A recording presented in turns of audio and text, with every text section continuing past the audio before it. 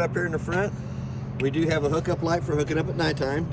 Your up and down button for running the jack up or down. There is a manual handle in the front compartment that goes through the top that will manually crank it up or down for any reason. It won't go up or down on its own. Two 20-pound propane cylinders. Gas regulator showing that it's red on the inside. As soon as we happen to open this tank up, it should turn green on the inside. As soon as this tank happens to come empty, it will turn red on there. Even though the arrow's pointed towards this one, it's going to indicate that it's empty and it's having to pull up from the other cylinder if the valve on the top is open. Then all you have to do is flip this over to that side there, take this bottle off, take it down, have it refilled. One 12-volt battery on front of the trailer. First fusible link from the battery back to the trailer is this one right here. Does have another hookup light for hooking up at nighttime. Gives you a little more light there. On the gas bottle cover, it has the two tabs underneath for a bungee cord to go underneath the metal rack that holds the gas bottle cover in place. You also have the quick disconnect at the top so you don't have to take the gas bottle off every time.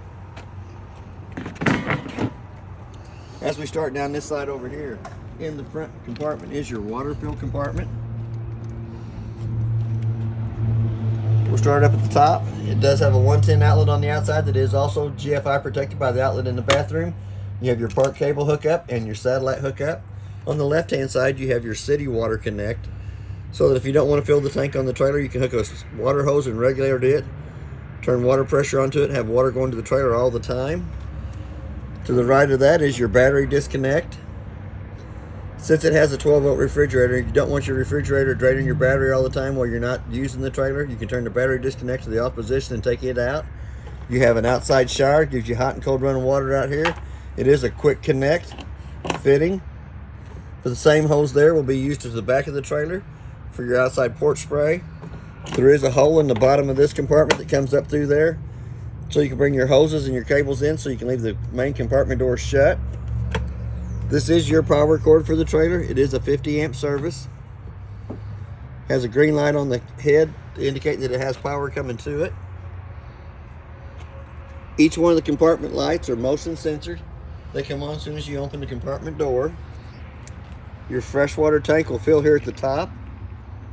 Has a drain line just behind the front jack on the off door side. White valve that it is in the open position. Outside of the furnace is next going to suck cold air in the top, hot air out the bottom. I always suggest putting a mud dauber screen over the outside of the furnace for the simple fact that this mud dauber screen's under 15 bucks for it. It's $145 an hour for every hour that we have to take the furnace out and clean the mud daubers out of it. Hot water heater is the next one down. The electric switch is in the lower left-hand corner on the outside. Your gas switch will be on your monitor panel on the inside. You always want to make sure that you have water coming out of the top of the pop-off valve before you turn on electric or gas. Also has an anode rod down here in the bottom that is for draining the hot water heater, but an anode rod also draws all the impurities out of the water to that rod, eats up that rod instead of eating up the inside of the tank. Anytime the steel rod in the center is showing, it's time to replace it. The next connection back is your black tank flush. When you're dumping your holding tanks and you have all the holding tanks dumped, your water hose and regulator to the black tank flush helps kind of clean out the inside of the black tank only. On your termination valve, the 2-inch valve towards the front will be your bathroom sink and shower water. The 3-inch valve at the top is your toilet water. We have one more termination valve right in front of the back axle that is for the kitchen sink water only. It's what they consider a galley tank. Your cord will go on to the side of the trailer, make a quarter of a turn, tighten up the black knob. This is the shock cord. The porch spray is right down below that. The same blue hose that does your outside shower in your front compartment will work back here and gives you cold water towards the back of the trailer. Lug nuts on the trailer has been torqued at 100 foot-pounds. Is what's recommended on the side. The tires are air different pressure, which is 65 pounds on the side of the tire code. They also have the nitro gas in them instead of having air. But if you're out on the road and one would have to come low on you, you can put air in on top of it. But if you want the pure nitro gas fill in the tire, you have to take it back to like a Plaza Tire or a car dealership.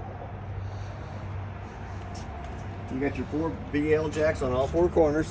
They're not for leveling the trailer. They're to stabilize the trailer while you're walking through the center of it. In the back, we are prepped for a backup camera up top.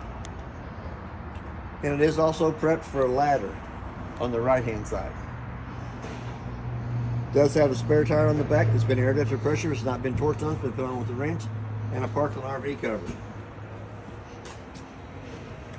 Does have a quick LP connect hose coming off the frame on this side over here. Does have a T-handle up on top for that line to have gas coming out of it. The T-handle has to be in line with the gas line coming to your outside grill or your fish fryer. Each one of the rooms are prepped for slide toppers.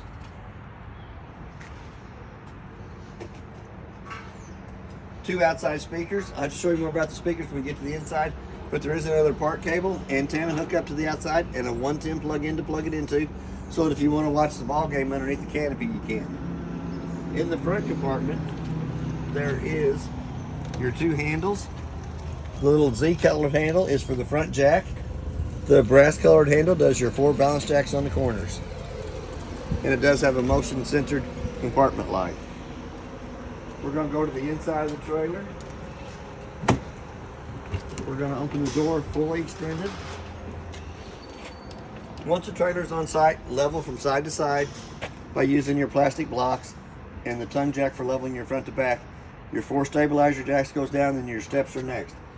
Pull the little blue handle on the left-hand side of the steps as it comes out. Little push button underneath each one of the legs.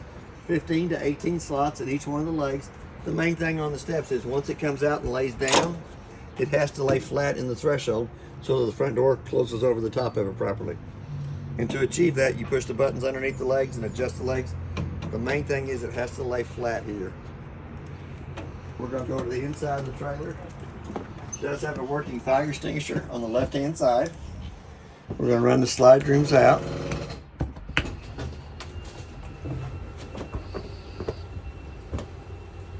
It's good to make sure there's not a tree or a car parked up against the side of the slide room as you run it out.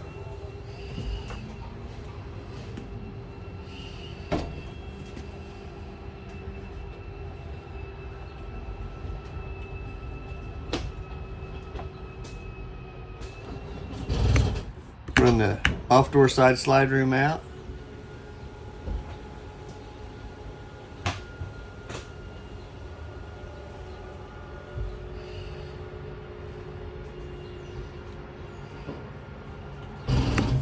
And then we're going to run the awning out.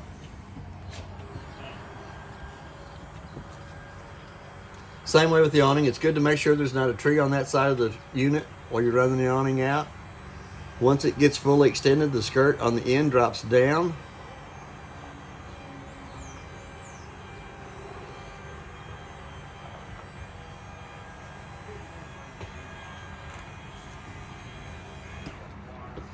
One more thing to show you on the awning, there is a pinch point on each one of the arms that you can pull down against. Tighten up the black knob. Push the pitch of the ring coming off this side of the awning. Same way with your front arm, you have the same thing on the front arm that you can put the pinch going away from the door. Before the awning gets rolled back up, the knob has to be loosened up, allows it to slide in and out of itself. We're going to come back up to the monitor panel. We're going to check your battery life, shows you that it's fully charged. To get an accurate reading on the battery, you need to have the 110 line unplugged and then push your battery button. Freshwater tank, as it fills, it'll show 1/3, 2/3 full as it fills up. Black tank's the same way, it'll show 1/3, 2/3 full as it fills up. Gray tank 1 will be your bathroom sink and shower water. Gray tank 2 will be your kitchen sink water only. First red button on the left hand side turns the water pump on between the freshwater tank and the faucets. Second red button turns your hot water heater on. When you turn it on, the little red light, door side fault light comes on. That door side fault light's going to stay on for about a minute. Then the light will go off. Then the hot water heater will go through 2 lighting processes to light on gas. For any reason it does not light on gas, that little red light will come back on. Interior lights is the center row of lights through the living and kitchen area. Second light switch turns your LED lights on underneath your awning.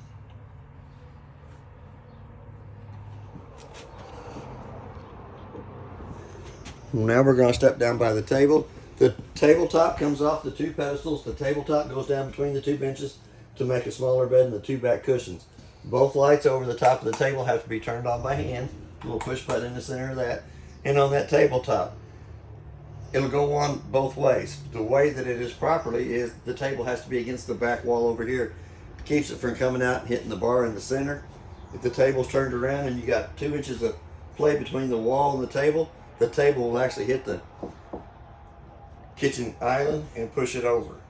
So the table has to be up against the wall for it to work properly when the room comes in. There is storage underneath each one of the benches. Gives you quite a bit of storage there. You also have a USB port between the recliners and the kitchen table for charging cell phones. Push button above both lights. We do have a fire escape window in behind the recliners. The 2 red handles lift up, hit on the center of the window. The window will open up and you can escape out that side. Do have a 110 outlet on either side of the couch in the back and a USB port on either side of the couch in the back. Lights above the couch have to be turned on by hand, and you have 3 drawers right above it that is pretty good size storage. 3 remotes for the trailer. The little one turns the fireplace on. You have your temperature set, low or high. You can change the color of the rocks in the bottom. If you turn the rocks on to where they're green in color, they will rotate between all the colors that's in the trailer. You can also change the flames on the fireplace. And you also have a timer that'll take you from 1 to 6 hours that it'll run and it shuts itself off. Little red button turns it on and off. The middle size remote does your stereo up here at the top. On the stereo, it has zones 1 and 2. Zone 1 will be the inside speakers. Zone 2 is going to be your outside speakers. The bigger remote is for the TV. If I'm not mistaken, when they run the auto scan on the TV, they got 42 channels on it.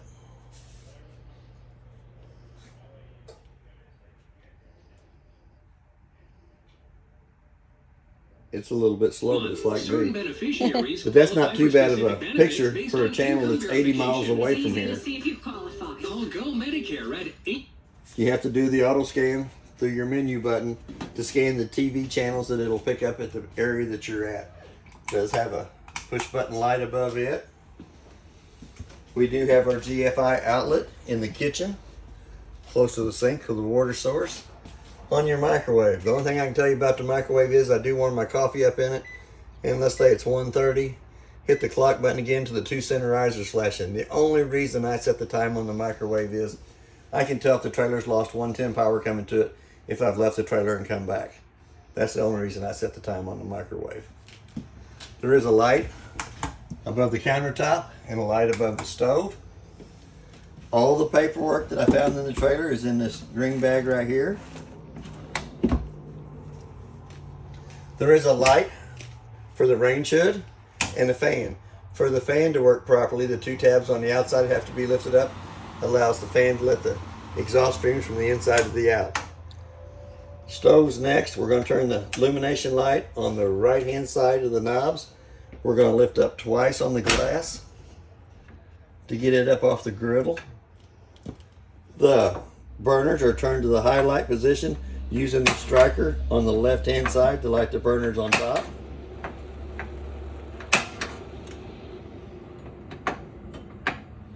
Same way with your oven. You're going to push your button down for the oven to have a light down there. You're going to turn it to where it says pilot on, using the same striker on the left hand side to light the oven. Usually if you're down here at the bottom, you can actually see the blue flames on the bottom piece of metal in the oven. Let that run for about a minute, then dial your temperature up to the setting on the oven that you want. Pretty good size storage space underneath the kitchen sink.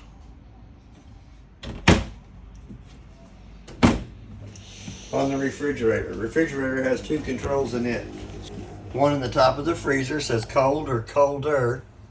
If you want it to chill down the freezer first, you turn it to where it says colder.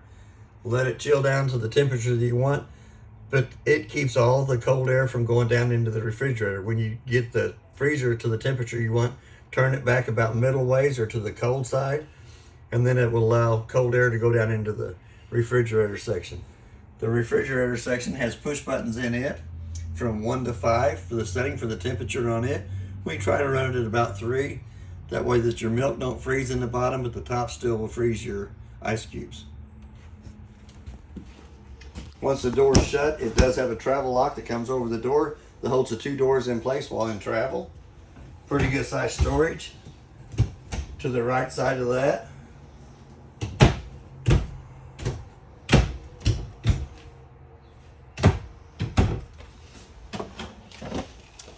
breaker box is marked with from the left to the right what they are, with the 50 amp main being in the center. Your car fuses at the top start from the left hand side, and they are all marked on the lid exactly what they are. There's several spots for 12 volt appliances that are left open in case you wanted to add more 12 volt appliances to the trailer. We're going to come up to the thermostat next. Turn it on.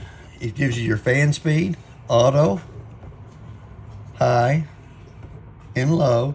You always run on either one of the appliances in the auto position.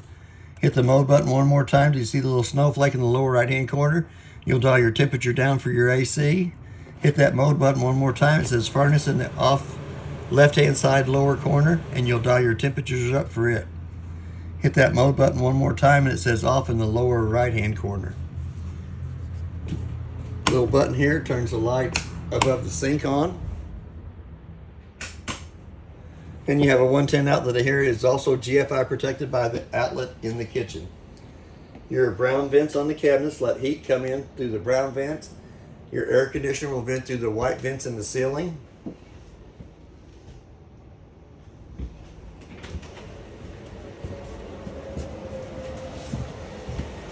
In the bathroom, we have another GFI outlet. The light switch on the right-hand side of it turns the lights above us on. Inside the cabinet here with the panel off is where you'll access into your water pump. There is a one valve setup on the water pump for winterizing the trailer. That white valve is in the normal operating position now. All you have to do is turn it the opposite way. That allows it to suck from the end of the hose with the plug in it. Stick your 2 gallons of antifreeze right here. Suck the antifreeze through the water filter screen, the water pump, and all the water lines that's in the trailer. We do also have heat coming in through the brown vent in the floor. We have air conditioning coming into the bathroom with the vent in the ceiling. Then we have a single foot flush toilet. Push halfway down, fills with water. Push all the way down, fills and dumps. Mirror knob in the vent in the ceiling cranks the vent up.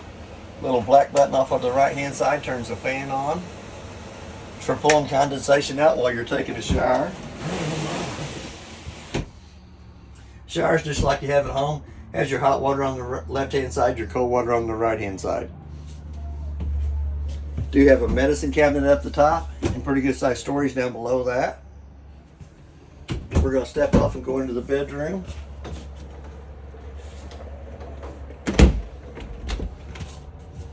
There is a 110 outlet on either side of the bed and a USB port on either side of the bed. Light switch on the wall turns the 2 lights at the foot of the bed on. The 2 at the head of the bed have to be turned on by hand. There is a place for another TV in the master bedroom area. Part cable hookup or satellite. Little power booster button indicates that the power booster has power going to it, and a 110 outlet to plug it into. Does have another vent in the master bedroom. Doesn't have a fan in it. It has a knurled knob that cranks it up. And there should be storage up underneath the bed. The brown vent on the wall over here lets heat come into the master bedroom. The vent in the ceiling that's white lets the air conditioning come in. We also have a fire escape window on the off door side. Pulls down. Red handle goes through there. Clips into place so that you can let ventilation come between the 2 windows, or a handle goes all the way through the window frame to let you be able to escape from this side over here. That is basically everything on your trailer. If you have any questions, I'll try to answer them the best that I can. It does have cabinet space for clothes on either side and storage for extra towels and blankets up top. If you have any questions, don't hesitate to call. I'll answer any of your questions to the best of my ability, and thank you for your time.